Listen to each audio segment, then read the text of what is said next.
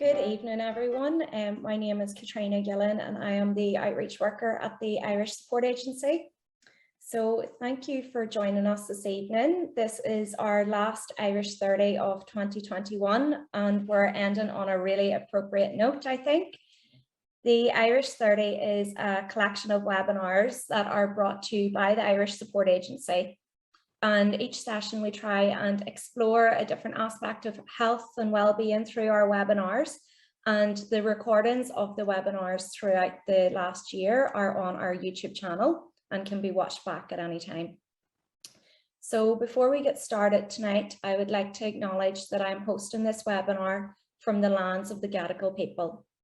I also acknowledge the traditional custodians of the various lands on which we are all watching, working from and live. We pay our respects to elders past, present and emerging. So Christmas away from home, wherever that is, can be especially difficult. But in the last 2 years, many of us will have had that choice taken away from us. I think it's appropriate to say that the Irish community as a whole is feeling a lot of disappointment, anger and fear at the moment. For many, they may not know when is the next time that they can see their family. Some may have hoped that this Christmas a trip to Ireland may have been possible. And for some of us that may be, but there is a lot of fear around travelling also. Tonight, we're going to discuss with mental health practitioners Siobhan and Megan about how we can mind ourselves this Christmas. Would you both like to introduce yourselves?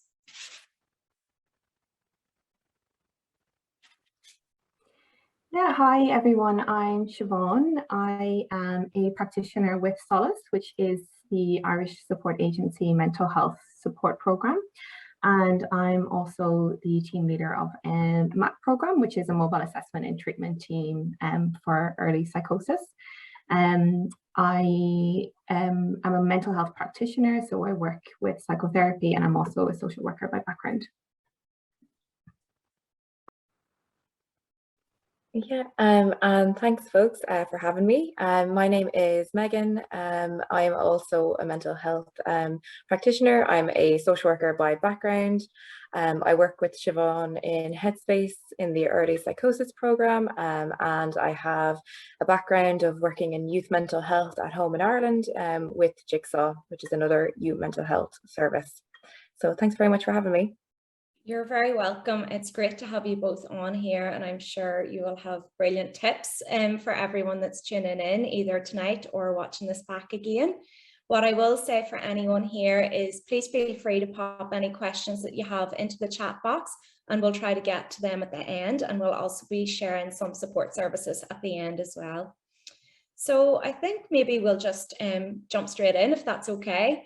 What would be your advice for those that wanted to go home for Christmas but can't at this time? And I want to say we're really mindful of those viewers from different states and territories within Australia who have got different rules around travelling and will be maybe watching on.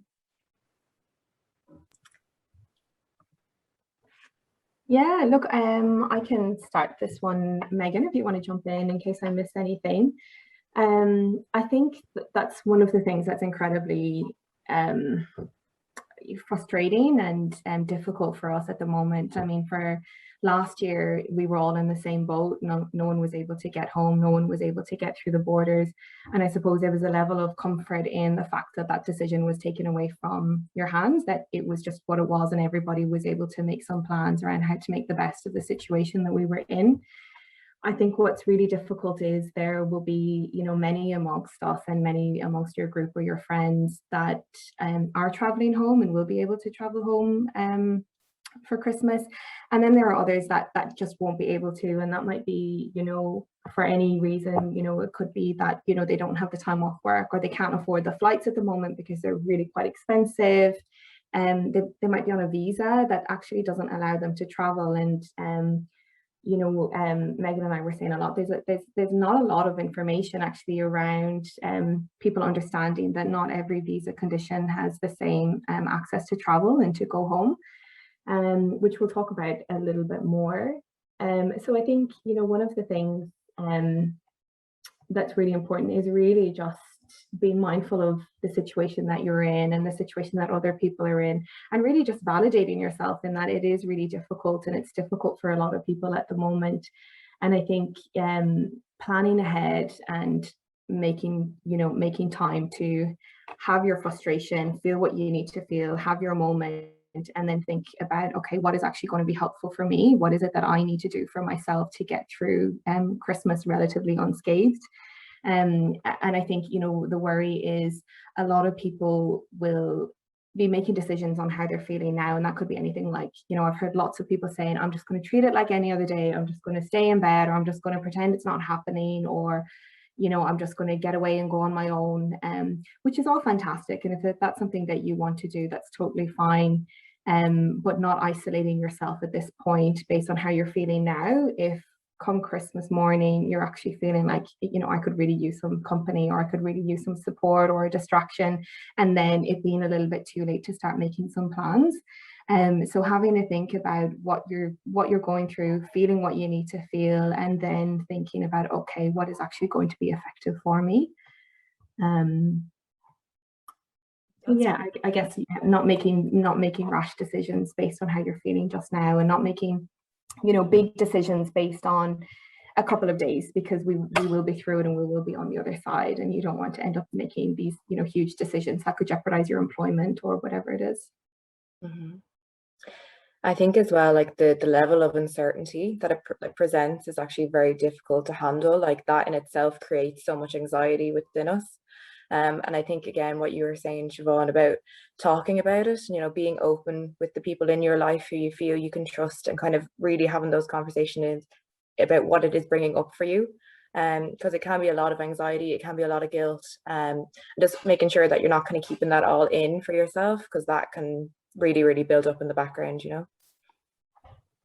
Absolutely. Look, I think that's a really strong start, and I think this conversation is really timely, because some maybe are here and don't have any plans yet and maybe think it's too late, but hopefully by the end of tonight we'll be able to give you some ideas. So I suppose my next question is, how can we maybe make some new traditions here? If this is the first time someone's spending Christmas away from home, or maybe it's the second time and last year wasn't so good, or the people that they spent Christmas with aren't around, what could we do this year?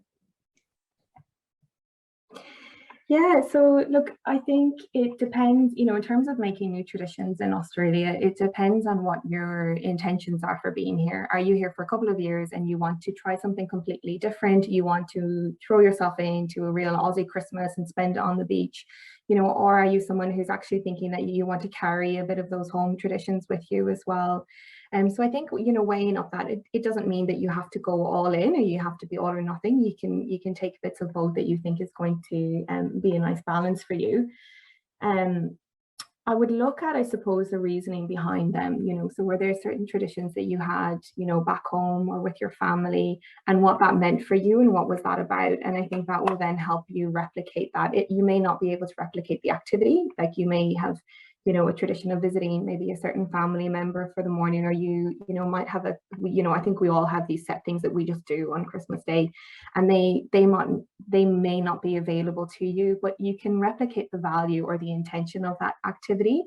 And I suppose reaching out to others who are in the same boat and thinking, what is it that I want to do? Is it about giving back? Is it about a Christmas swim? Is it about visiting people who are vulnerable?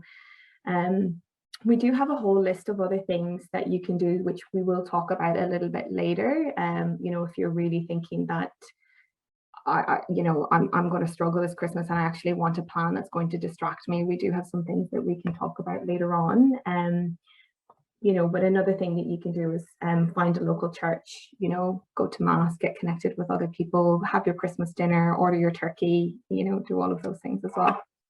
That's it. I must say, any Christmas that I've spent in Australia, I've tried to replicate my Christmas at home, which ours is going to mass on Christmas Eve or Christmas morning. And I actually think there's something about going to mass. It's the order of the sermon, it's the exact same as home, so you nearly close your eyes, you hear the same hymns and you feel a little bit like you're there. It's quite comforting. But yeah, we can do things like afterwards go for a dip in the water and catch up with friends down by the beach. So you can take some old and new, I think. One thing that I was thinking of was, even for those of us that can travel and maybe feel more comfortable with our visa status that we can go, maybe you may not prefer to go home at this time of year, as you had alluded to, you know, flights are really expensive. There could be difficulty with getting time off work, and you know, all of them big things that can really impact our life here if we do just say, well, I need to go home on this trip. Managing families' expectations back home sometimes can be difficult with this, and we know that they mean well, but how can we maybe manage these conversations and the lead up to this?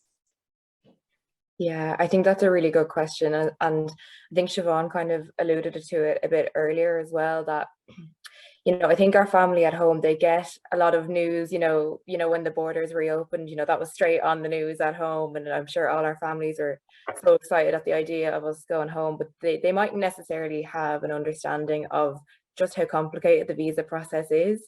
Like I know with myself, I'm on a bridging visa at the moment, and I'm still not too sure what I can actually do with it, you know. So last week someone was saying you can't fly home, the others were saying you can, and if it's granted. So we don't even have that information. So how would they have it, you know? So sometimes I think it's about a little bit of patience with your family and your friends, kind of really trying to make that dedicated, protected time to have a sit down conversation with them and be really honest about how you feel, because I think all of us ideally would go home, you know, if we had the opportunity and if we were able to, but sometimes that choice isn't in our hands, and it's trying to deal with the, I suppose, the hand you've been dealt.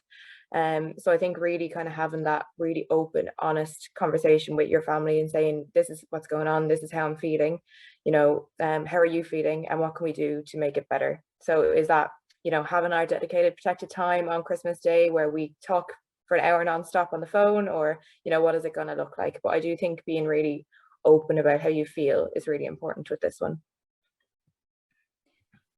Yeah, I definitely would agree with that. And I think as well, you know, being a bit mindful that sometimes your family might not understand why you have not run to the airport and caught the next flight home.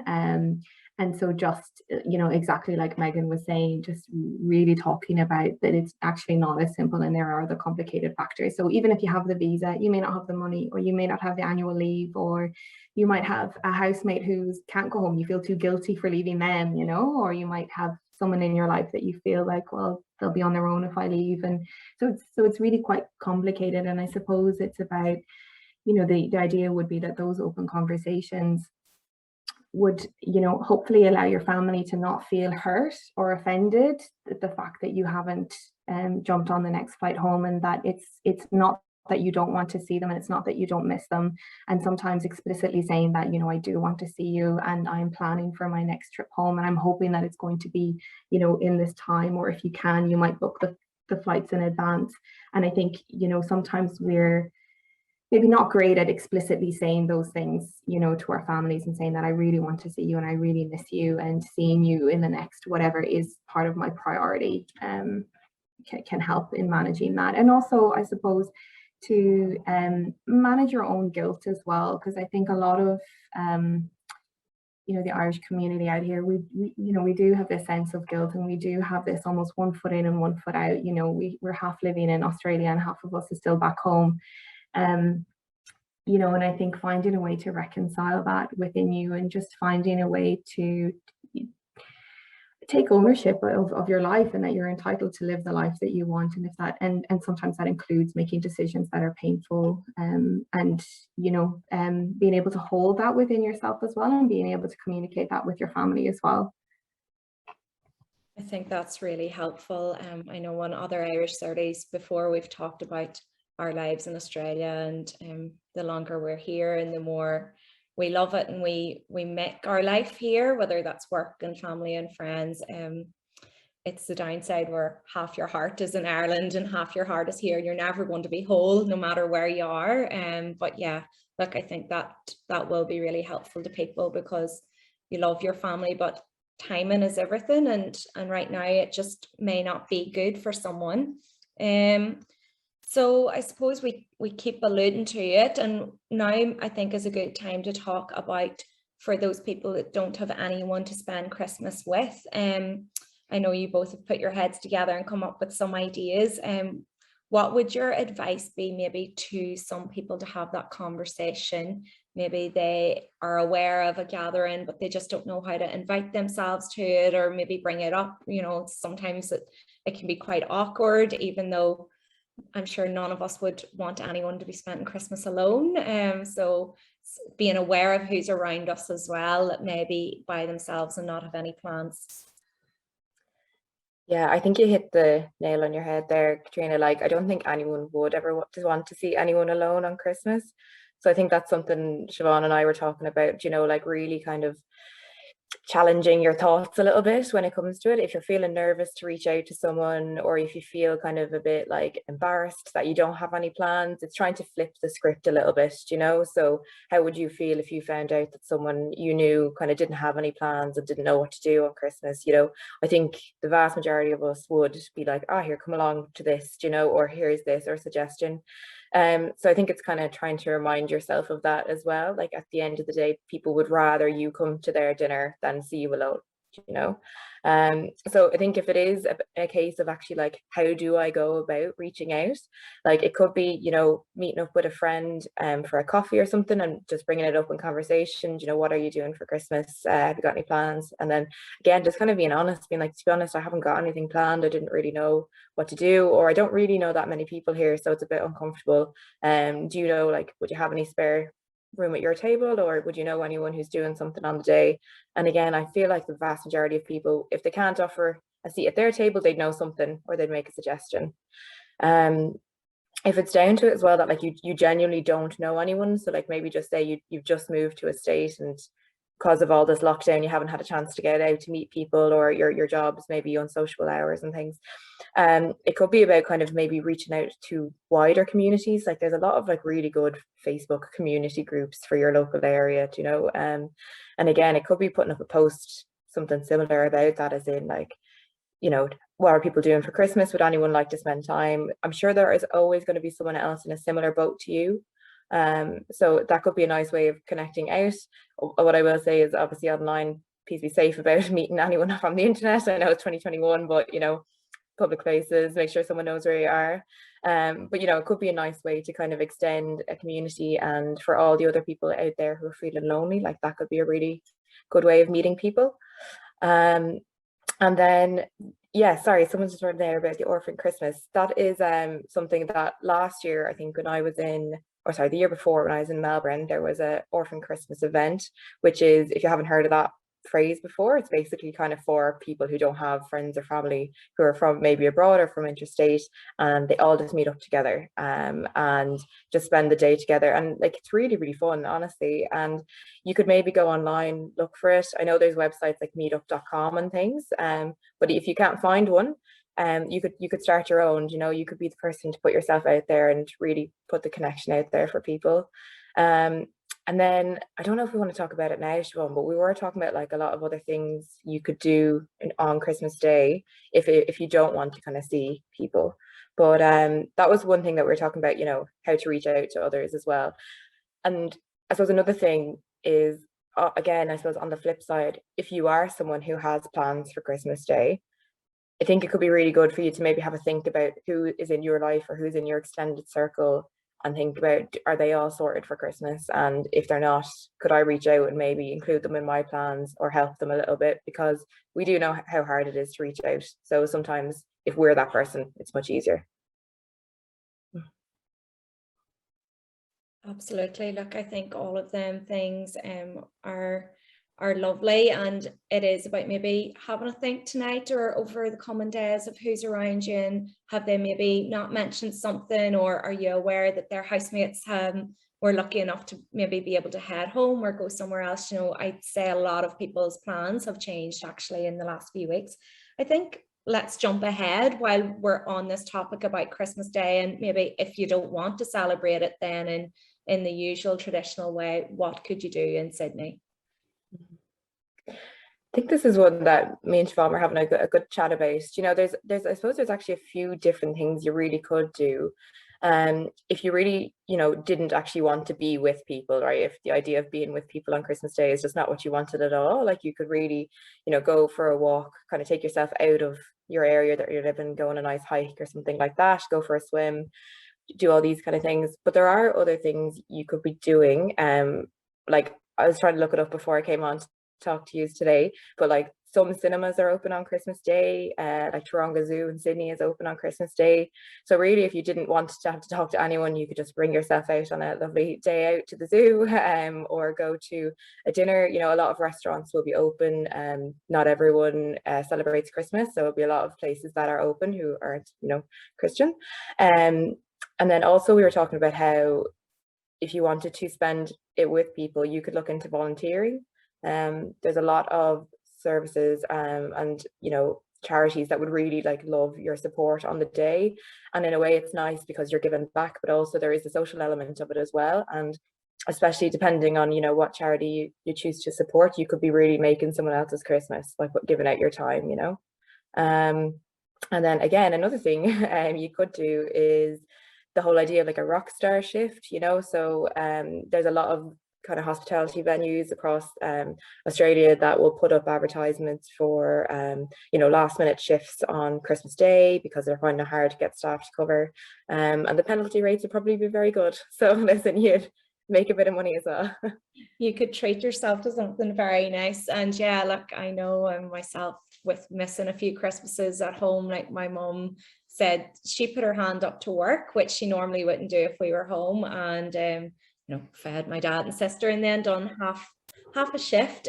She worked in an aged care facility, and she said she didn't realize how much it meant to the residents that day to for her to be in and spend part of the day with them and reminisce about what they used to do. So there is loads of opportunities out there, and I'm sure if you're struggling to find any, we'd be happy to help you out or point you in the right direction as well. And I think it's actually important to remind people that that's okay as well. If you don't want to celebrate Christmas, like that's totally fine. You're not a cold-hearted person or anything like that. Another thing that I'd like to address is for people that maybe struggle with addiction issues, there may be a lot of pressure at this time of year, especially in the build up to Christmas and over that period where a lot of people are off work to maybe go drinking or partying. What strategies could we offer to someone in this case? Yeah, look, I honestly couldn't count how many conversations I've had in the last couple of weeks with you know, clients in my individual work, and a lot of them are incredibly worried about the Christmas season. You know, they're trying to make some plans around how they're going to manage their substance use, and they're trying to make some plans about, you know, managing their mental health, and really worried about how that's actually going to fare out over the Christmas season. So I think, you know, the first thing that I would encourage anyone to do is know your limit, you know, have an idea about what that looks like. It may not be helpful to have this kind of black and white view that, you know, I'm not going to, you know, touch a drop of drink, I'm not going to do this, I'm not going to do that. If that's not something that you feel you're going to follow through with, if you are someone who's a little bit all or nothing, you're a little bit black and white, you might struggle with those plans, because what happens is if you end up having one or two drinks, the next thing you know, if that's triggered you on a bender, that's going to be quite problematic.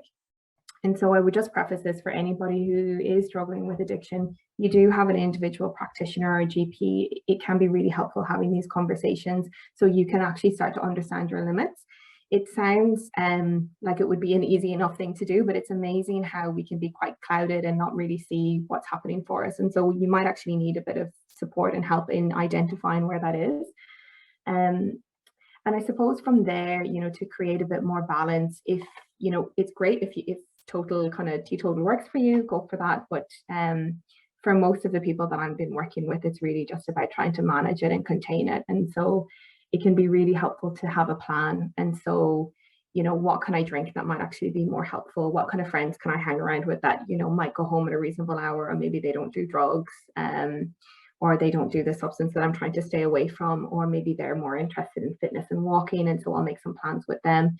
And so I would start thinking about planning around it. You know, can you drink some water? Can you drink a mid-strength beer? can you only sign yourself up for maybe 1 or 2 nights out, and maybe do, you know, 1 night on, 1 night off, you know, whatever that balance looks like, seeing what you can introduce, that will make it a little bit more manageable for you. As well, I suppose, asking for support and being a bit transparent about what's happening. And I have to say, you know, us Irish are great at a lot of things. We're not very great at letting someone pass on a round, or letting someone say, no, I'm grand, I don't want to drink. You know, we can insist, we can be like, no, no, I'm fine. And very often we'll just go and we'll get them back anyway. And I suppose that's something to be incredibly mindful of from both sides, you know. Sometimes our need to not look scabby, or to not look like we're, you know, skimping on a round or whatever, we'll come back and we'll buy someone a drink even though they've said that they haven't wanted one. Or and so I suppose being mindful, if you really need to bring them back something, maybe you can get a soft drink or a packet of peanuts or something, but trying to be supportive of others who are trying to manage their substances. And I think having these conversations with other people and say, hey, look, I am, you know, working on how much I'm drinking at the moment, or I'm working on, you know, how many other substances I'm using. And so I am, you know, going to be really trying to stay away from that, and, you know, would really appreciate your support. And you can say that in whatever way feels comfortable for you, and whatever way is helpful. And I suppose that invites someone in to support you. And it's very hard for someone then to say, oh, sure, you're grand, you know, it's not a big deal, I'll get you, you know, a heap of drink and we'll go out and we'll go on a session. You know, when you actually put it out there and explicitly ask for support in that, it's usually a lot more effective. Look, it's not their responsibility to manage your substances, but that accountability can be really helpful, and just having someone to kind of keep an eye on things can be really helpful. So Megan and I chatted quite a lot about this actually when we were planning, and, you know, one of the things that we brought up was the round culture that we have. And so I suppose I spoke a little bit about it in terms of, you know, making sure that we're bringing back a drink for everybody, and then next thing somebody's on the shorts and they bring back, you know, whatever it is they bring back.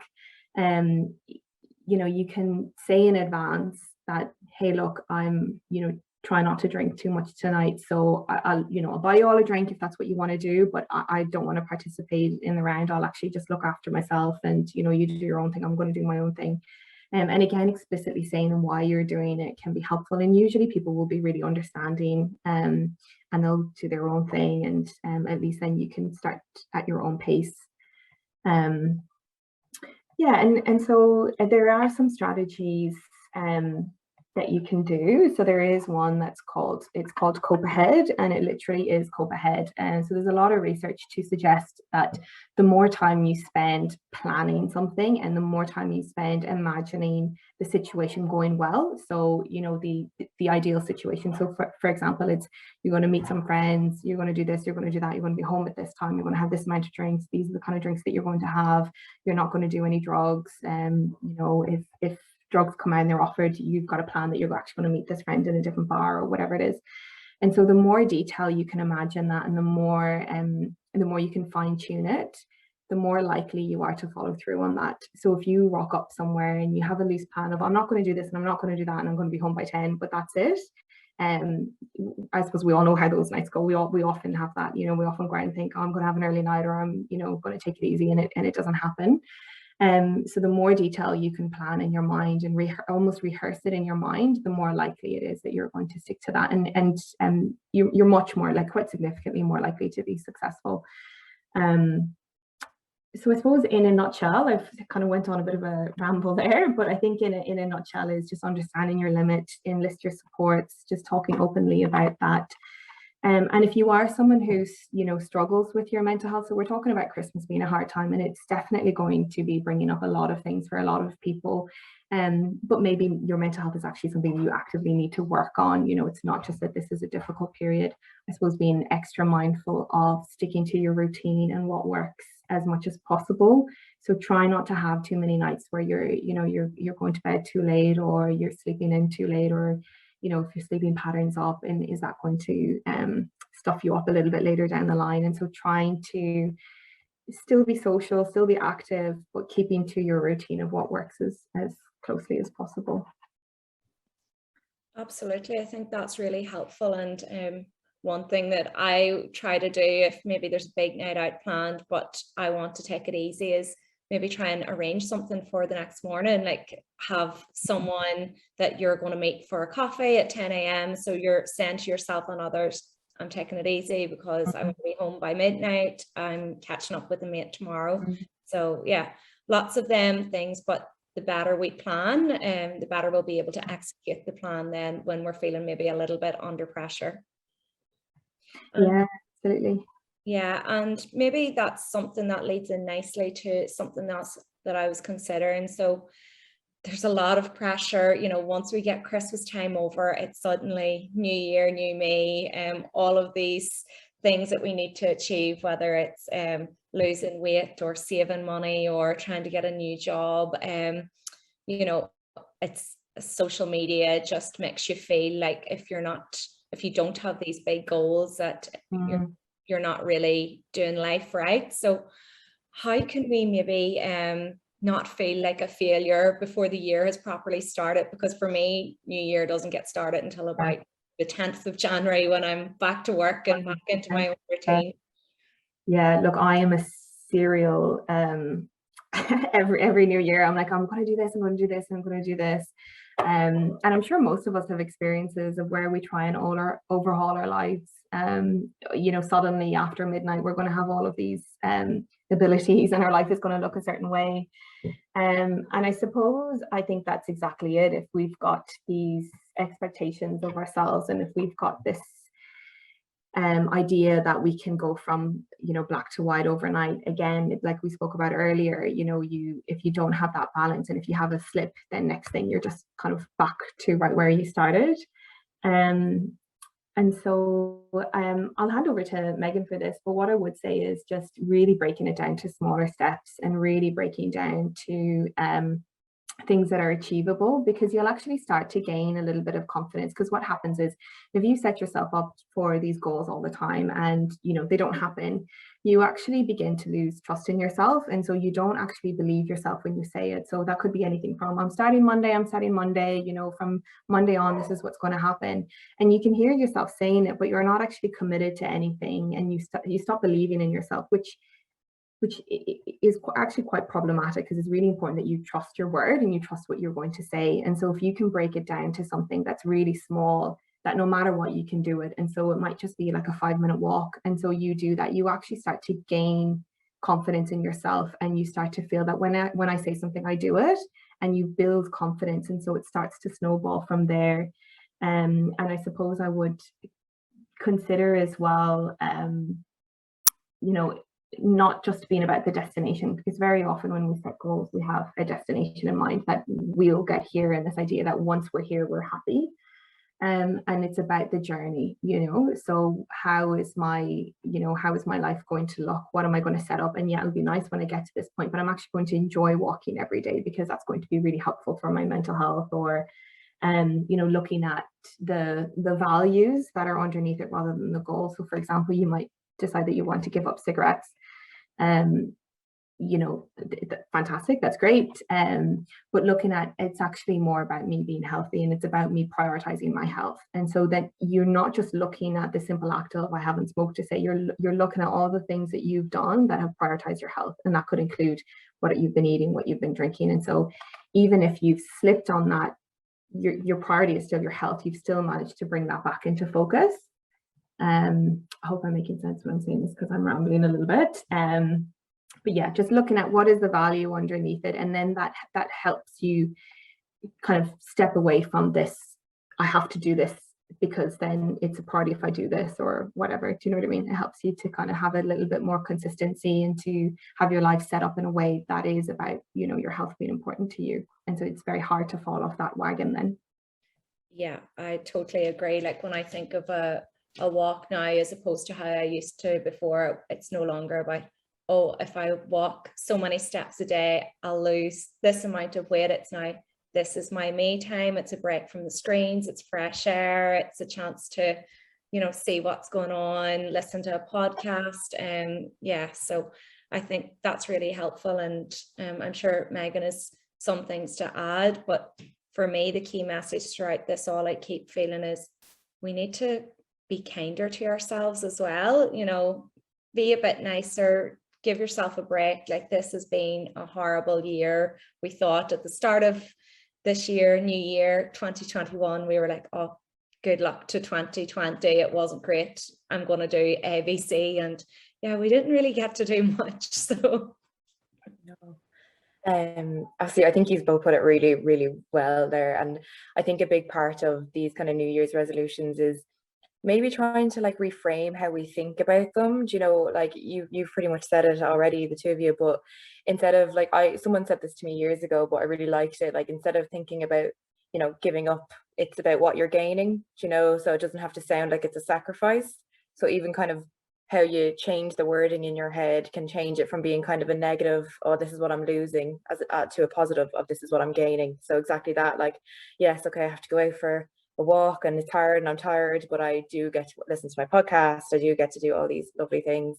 And I think a lot of us do get trapped in that kind of thinking style of the all or nothing, you know. So, you know, if it's like trying to eat healthier or something and you have a day where you don't eat so healthy and you just throw it out the window then, and you said, oh, well, this day's ruined, so I might as well get a big takeaway for dinner, or, you know, eat 100 chocolate bars, you know, that's fine if that's how you want to manage it. But, you know, if you kind of break it down a little bit, like, one unhealthy meal isn't going to derail you for the entire year. So it's just trying to be kind to yourself, be like, oh, okay, well, that wasn't ideal, that wasn't really what I wanted, but that's fine, I'll try again later, or I'll do better later. So yeah, I think that's just trying to be exactly what you said, Katrina, just be kinder to yourselves. I feel like we have such unrealistic high expectations of ourselves that we don't have of anyone else, you know. So like with other people, you'd be like, oh yeah, of course, that's fine. Like, you couldn't imagine talking to your best friend and being like, oh my God, what'd you do that for? Do you know, it would very much be like, oh, well, you tried your best and you can try again. Do you know, so maybe we need to start being nicer to ourselves as well in that way. And I think, you know, highlighting what you've done well as well, like exactly what Megan was saying, like if you like, Megan, you were saying this, you know, rather than saying, oh, I smoked today, well, actually I didn't smoke for six days of this week. And so reframing that in your mind, and again, to help you build some confidence in yourself as well, to help you, you know, feel like you're achieving something and you're winning. And so just reframing it and looking at what have I done well, what is in line with my values, what is it that is bringing me kind of closer to where I want to be. Absolutely. Look, I think that is so helpful. Something else I want to touch on before we kind of go to what supports are out there is for those of us that have been bereaved this year. The first Christmas can be a really difficult time, or even if it's not the first Christmas, it could be the 21st, but it can be especially lonely, and we can think of those that are maybe missing around the Christmas table. What can we do to remember our loved ones at this time? Yeah, look, I think this is such a huge one, because I think, you know, Christmas does bring up a lot for us, you know, in the best of times. And I think this last couple of years, there's probably very few of us that haven't been touched with something happening, you know, with a loved one somewhere that we wish we could have been a part of. And I think, you know, for the Irish people in the community, we grieve actually quite well. You know, it's something that we take a lot of time to do, and we put a lot of effort into it. And so we have lots of rituals around how we do that. And so being removed from that and not having that process, I think, is incredibly difficult for a lot of people. And so you might actually surprise yourself with what's coming up for you in Christmas. And I think that's something to make room for, I think, and to allow that, you know, like you said, Katrina, it might be years from now, and it might just be compounded because, you know, you're missing your family, or you're missing, you know, being home for Christmas. And so these things are coming up and sitting alongside that. And I think making room for that, and again, you know, communicating that with your circle around you, and saying that, you know, look, I'm finding today harder than I thought I would, or I'm worried that I'm actually going to find Christmas quite hard. And so there are things that you can do. You know, you might not be able to visit you know, the graveside, but maybe you can go to mass and you can light a candle, or maybe you can have a toast, or maybe you can have a minute silence. You know, maybe there's something that you can do throughout your day to honor that person. Maybe it's just looking at photos, maybe it's putting up like a remembrance post on social media. Some people have different ideas around that and have different levels of comfort around that, but if it helps you communicate and it helps people to say, oh yeah, I'm thinking of you, or I remember this story, sometimes that can actually be a really nice way of opening up those conversations and making room for it.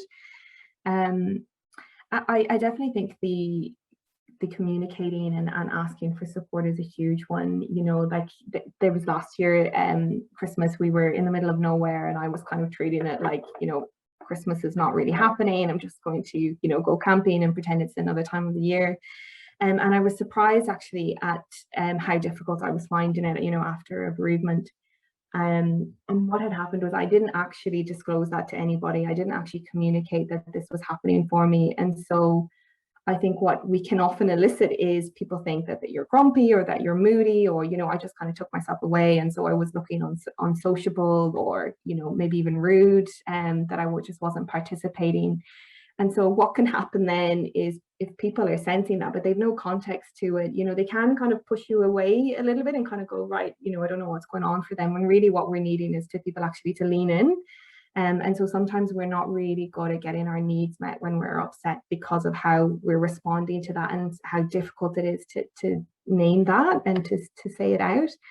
So I would just encourage you, you know, if you can find a way, or if there's a conversation that you can have with somebody, and that can be through text message. It can be, you know, and sometimes if you're just not there yet, because it's incredibly hard. Like, for example, you know, I've you know, been working in mental health for, you know, how many years now, and I still couldn't do that last year. So I'm not going to pretend that it's easy to do that. But there might be a way that you can communicate. It could be a text message, or it could be reminding people by putting something up, or by lighting a candle and saying, I'm lighting this for that. And then other people can kind of say, oh yeah, great, this is happening for them, and this is what's going on. So yeah, sorry, I'm rambling again, but I think it's about, yeah, making room for it and communicating it with people. Yeah, oh, not rambling at all. I think that's really helpful, and I can think of myself in both shoes as being someone that's lost someone close to me throughout the year, and maybe it's getting a little bit tougher as we get closer to Christmas, because in some ways for me, I just was like, okay, keep myself busy, let's move along. And so it may be nice, I think for my friends, it's been nice for them to acknowledge that, okay, it's coming up to Christmas, that must be really tough for you.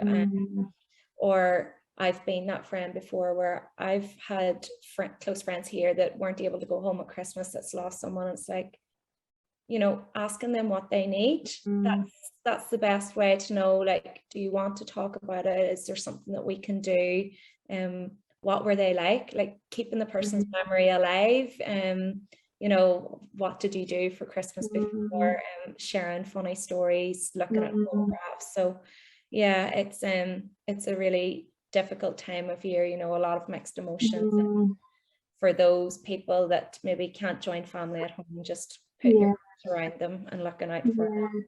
Yeah, and I think the idea of, you know, getting together and you know, because it can be so hard when that grief is disrupted. And you know, I know something that we did last year was we had our own little mini funeral. You know, we got some pictures printed, we, you know, got together, and it was all that kind of sharing stories and so on, and that can be really helpful, you know, to spend some time just chatting and laughing about different things. And that's great if you've got people here in the same boat and people have a relationship, and so they will be able to, you'll be able to bounce off and share some stories.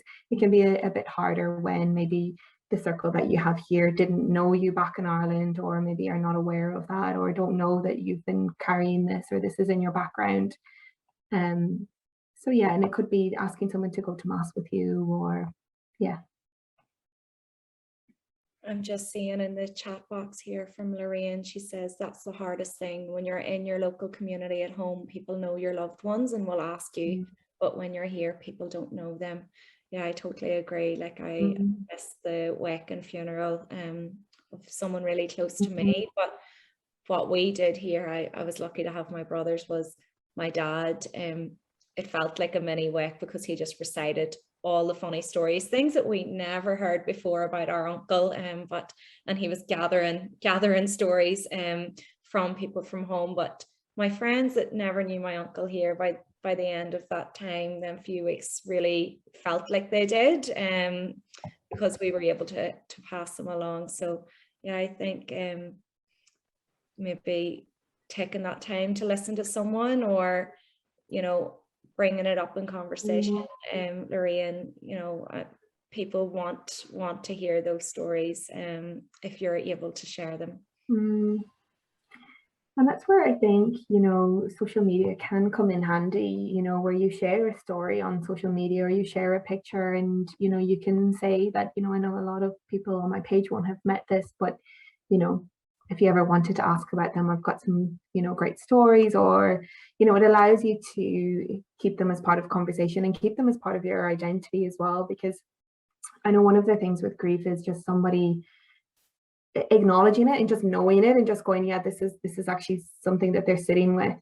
And I think not having that is really hard, because we've got this, it's like this awkwardness where we kind of feel like there's this huge thing that's part of us, and it takes up so much room in us, yet other people have no idea. And it can feel a bit baffling, which is like, how does the world not know that this huge thing has been happening? And how does everything go on as normal, and how do people have conversations without this? And so sometimes it's a great way of just bringing it into your life and making it known, and yeah, just having that acknowledged, I think. Absolutely. Look, maybe now is a good time to ask if there's any other questions or comments from anyone that's tuned in.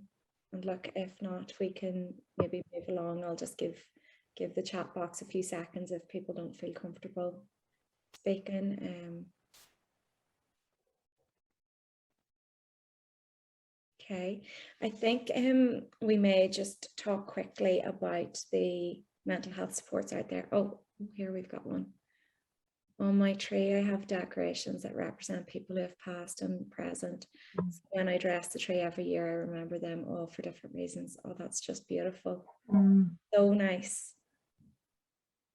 It's really special, and it could be personalized. It could be a name, like we see in the Westfield, them little baubles, or it could be just something that it's for this person. That's really beautiful. Thank you for sharing that. Okay, so I think now as we finish up, we should have a bit of a chat about some of the mental health supports that are out there. So Una has put them in the chat box for people, but I'll just quickly name them, and the numbers are there. I think it's really helpful for maybe saving one or two of these in your phone. That's what I do, and it's there that you can share easily with someone. If they're struggling, you can just text them the contact. So we've got Headspace, who Siobhan and Megan work for, and that's more for people that are low risk and may need a chat. From my understanding, it's not so much crisis support, which would be Lifeline. We've got the mental health crisis line. There's domestic violence helplines in here. And we are still taking SOLAS inquiries. We'll not be able to offer the support over Christmas, but maybe if people have struggled with Christmas and something comes up, feel free to go onto our website and onto the SOLAS page, and you can put your inquiry there. And once the office opens up again, one of the team will be in contact to do your SOLAS intake, okay? All right. Well, look, thank you so much, Siobhan and Megan. It's been lovely having you both on. You've a wealth of information, and I really do think that people will get a lot from this session. So wishing everyone a happy Christmas and healthy new year. And yeah, we'll be back in 2022.